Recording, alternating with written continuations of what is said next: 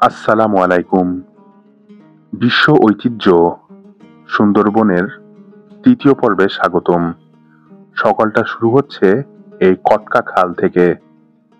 সূর্য উঠতে না উঠতেই শিপ থেকে বেরিয়ে পড়লাম নৌকাতে করে কটকার উদ্দেশ্যে। কটকা অভয়ারণ্য কেন্দ্র, যেটি কিনা সুন্দরবনের আরো একটি পয়েন্ট। এই ডিঙ্গি নৌকাতে করে চললাম কটকার উদ্দেশ্যে। আর এটা হচ্ছে কটকা ঘাট। এই ঘাট থেকেই আমরা এখন কটকা অভয়ারণ্য কেন্দ্র এর ভেতরে প্রবেশ করব। আসুন এবার এই কটকা সম্বন্ধে কিছু জেনে নেই। সুন্দরবনের শরণখোলা রেঞ্জের অধীনে বাগেরহাট জেলায় অবস্থিত সমুদ্র তীরবর্তী একটি আকর্ষণীয় পর্যটন কেন্দ্র কটকা অভয়ারণ্য। এখানে প্রায় দেখা মেলে সুন্দরবনের অন্যতম আকর্ষণ রয়্যাল বেঙ্গল টাইগার, প্রজাতের পাখি, শান্ত প্রকৃতি, মনোরম চিত্রা হরিণের দল এবং বিভিন্ন বন্যপ্রাণীর উপস্থিতির কারণে পর্যটকদের অন্যতম পছন্দের তালিকা এই কটকা। কটকা খালের পশ্চিম পারে জেটি পেরিয়ে উঠলেই বন কার্যালয়। এখান থেকে খানিকটা পশ্চিমে এগুলেই দেখা মিলবে ইট বাঁধানো সংক্ষিপ্ত একটি পথের। এরপরে আরেকটু সামনে গেলেই সমুদ্র। যদিও সূর্যাস্ত দেখার জন্য এটি বেশ মনোরম জায়গা। কটকা বন কার্যালয়ের পেছন দিকে থেকে সোজা পশ্চিমমুখী কাঠের তৈরি রয়েছে ফুট ট্রেইল। ট্রেইলের উত্তর পাশের মরা খালটির তলায় ভাটার সময় ম্যানগ্রোভ জাতীয় উদ্ভিদের ঘন শ্বাসমূল দেখা যায়। এছাড়াও একটু শান্ত থাকলে বা নিরিবিলি পরিবেশে গেলে এখানে চিত্রা হরিণও দেখা যায়। ট্রেইলের শেষ মাথায় হাতের ডানে সোজা দক্ষিণে 20 হাঁটলে রয়েছে টাইগার টিলা। এই টিলায় প্রায়ই বাঘের ছাপ দেখতে পাওয়া যায় বলে এটির নাম টাইগার টিলা। এর সামান্য পশ্চিমে রয়েছে বয়ের খাল।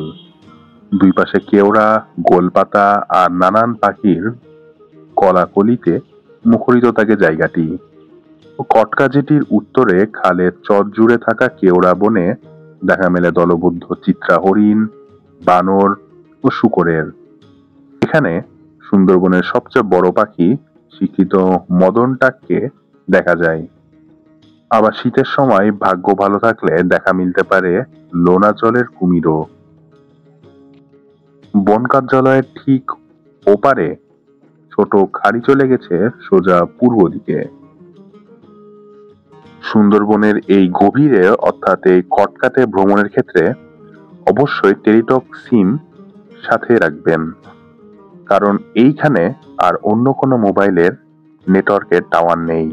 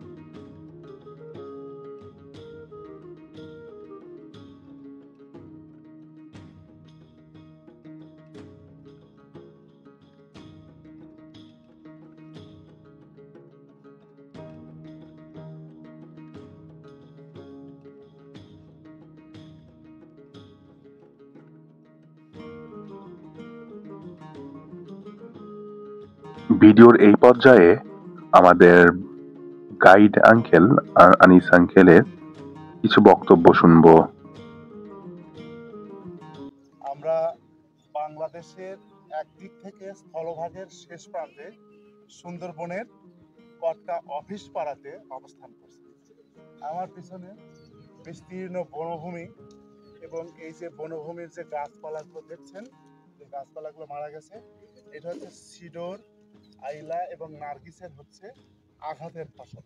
তবে এটা মারা গেলেও এটাকে কাটা যাবে না, এখান থেকে নেওয়া যাবে না। তার কারণ হচ্ছে এই যে গাছটা দেখছেন, এটা মারা যাচ্ছে, মারা গেছে, এর মধ্যে থেকে এক ধরনের লার্ভা হবে, পোকা হবে, সেইগুলো হচ্ছে এই এই বনে যে সকল প্রাণীরা আছে, বিশেষ করে পাখি পক্ষীকুল, তারা খাবে এবং এটার থেকে আবার নতুন করে নতুন কিছু উদ্ভাবন হবে। মারা যাওয়ার কারণটা হচ্ছে এই যে এখানে যে বালু আসছে, জলোচ্ছ্বাসের পরে বালু আসছে, বালু এসে শ্বাসমূল ঢেকে যাওয়ার কারণে এটা মারা গেছে।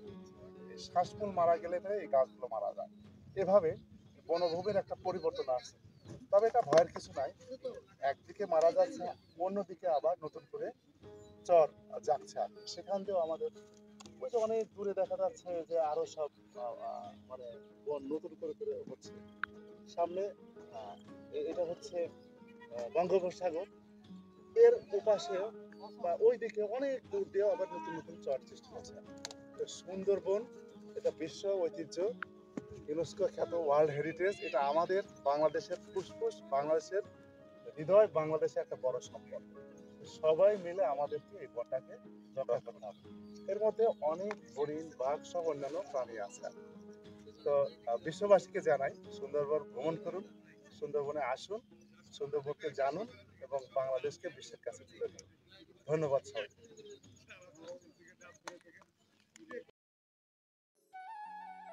কটকা সমুদ্র সৈকতের এই স্থানটি মূলত সিডর সহ আরো ঘূর্ণিঝড়ে ব্যাপক ক্ষয়ক্ষতি হয়েছিল।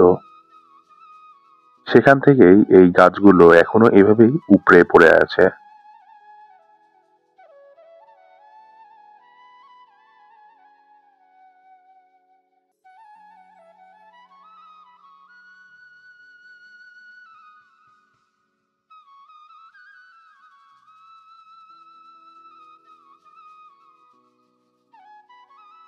অসংখ্য ছোট ছোট কালো কাঁকড়া দেখা যাচ্ছে এখানে।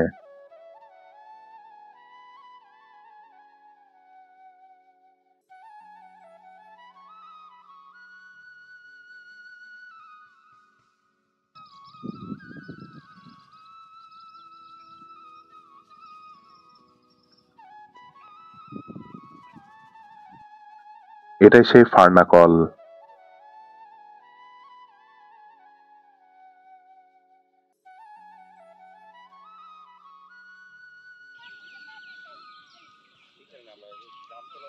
এটা সেই কটকা সমুদ্র সৈকত। মূলত এই সমুদ্র সৈকতে নামতে নিষেধ করা হয়ে থাকে, কারণ এখানে বেশ চোরাবালি রয়েছে এবং এটি মোটেও সেফ জোন না।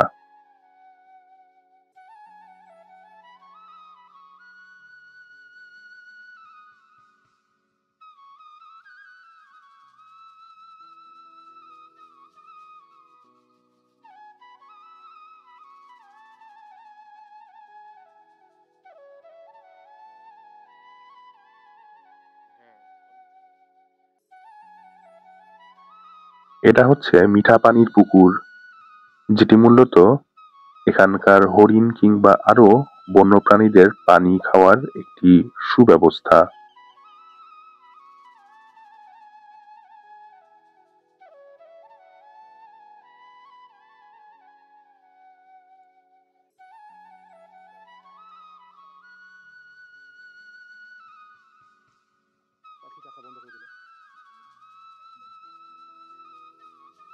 ওই যে পাম্প করে ওখানে তোলা হতো, সেই পানি পিউরিফাই হয়। দেখুন ওই যে এটা, এই যে ইয়ে আছে না, এটা হচ্ছে চেম্বার ছিল, এখান থেকে হচ্ছে নষ্ট হয়ে গেছে আর কি। আচ্ছা, তো এই পানিটা তখন খাওয়া হতো আর কি।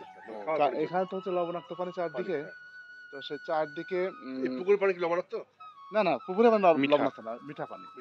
মিঠা পানি, কিন্তু এটা তো এখন ধরুন ইয়ে আছে, এখানে ব্যাকটেরিয়া বা অন্যান্য সব জার্ম আছে। যখন ওই চেম্বারটার মধ্যে দিয়ে পাস হতো, তখন হচ্ছে ওইটা হচ্ছে পিউরিফাই করে দেয়। এটা খেতো এখানে যারা সব। মিঠা পানির পুকুরে লাল শাপলা, এছাড়াও সাথে ছোট ছোট মাছ।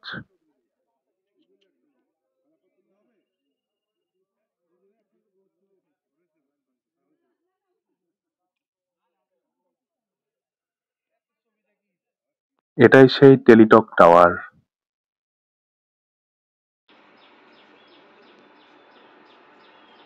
পরবর্তী পর্ব দেখার আমন্ত্রণ জানিয়ে কটকা পর্বটি এখানেই শেষ করছি।